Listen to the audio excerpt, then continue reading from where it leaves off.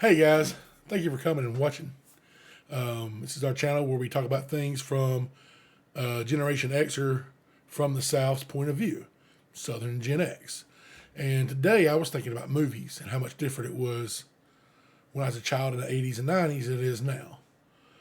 For example, if you want to watch a movie, there was three ways to watch it. You had to go to the theater and watch it. You watched on a VHS tape, on a VCR player, or you watched it on regular television. And where I was from, we didn't have cable, especially back in the early mid '80s. It just wasn't a thing. If you want to know what was going on, to watch commercials, which some of you may have never watched TV with a commercial. Maybe there's, I don't know. I think there's some out there that haven't. So used to every TV show, every movie, it didn't matter.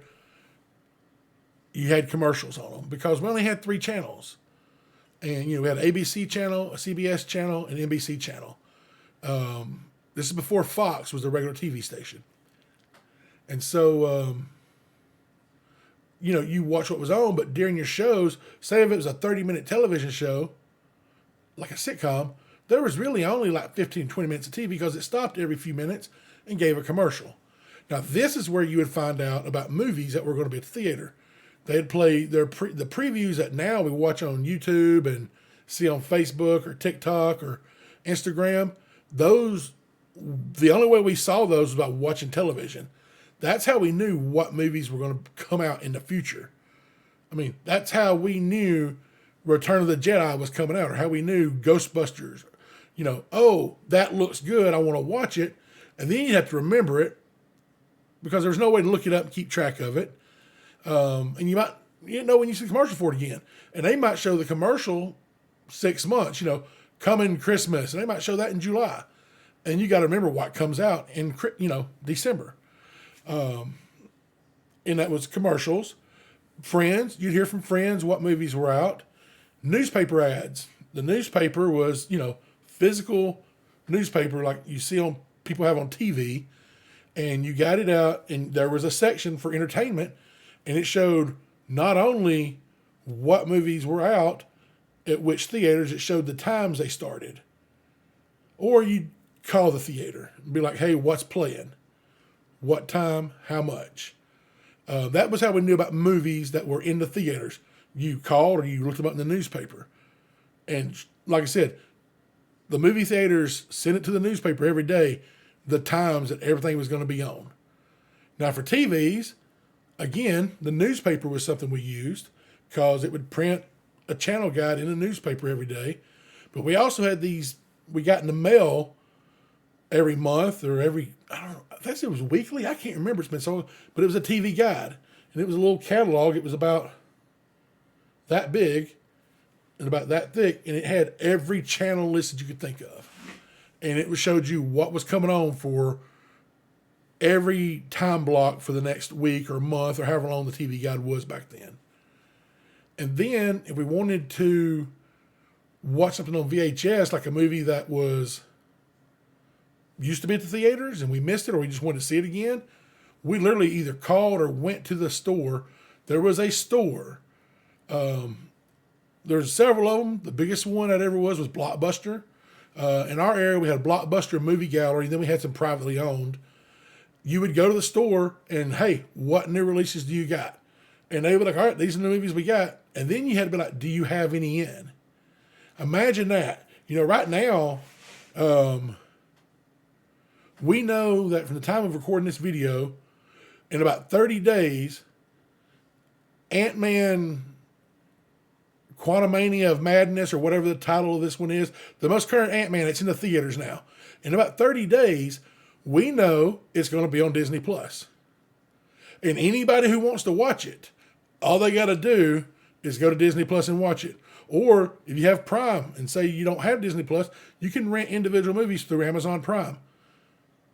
Everybody can. Renting movies in the past, they might have 5 of one. And if it was the newest action movie that starred Arnold Schwarzenegger, and you didn't get there early enough in the day, all 5 of those were rented out. You'd have to wait till somebody returned it, and sometimes they didn't return it. So that was how we knew about what new movies were out. We just had to go ask or call. And the other thing I just kind of touched on, excuse me, my eyeballs itching, is how long from when they're in the theaters can we watch them? So back in the 80s, you didn't get to watch a movie that was in the theaters other than in the theaters. That was the only way to watch it while it was in the theaters. It never overlapped. There was not any leaked DVDs or, leaked online DVDs. It didn't happen. You watched it while it was in the theater or you didn't watch it. And it would run to the theater from 3 to 6 months. Trying to think one of the movies I went to. I went to Return of the Jedi. My brother took me because I was too young to go. Took me to Return of the Jedi, and that was the only way to watch it was to go to the theaters. And now, when a movie's in the theaters, right now the normal span is 45 to 60 days. I like a lot of comic book movies, so DC and Marvel. HBO is doing pretty much a standard 45-day. Like Shazam! Fury of the Gods is in the theaters. It'll be on HBO 45 days later, even though it's still going to be at the theaters. And it's roughly anywhere from 45 to 90 days on the Marvel movies when they go on Disney+. That wasn't a thing. It would have to be out of the theaters for 6 to 12 months before it was ever available to watch anywhere else. So if a movie came out at Christmas and it ran through March, the earliest you'd be able to see that movie again would be the following September, October, November. And that's if you rented it on VHS. As far as it coming on television, it seemed like it was about 2 years.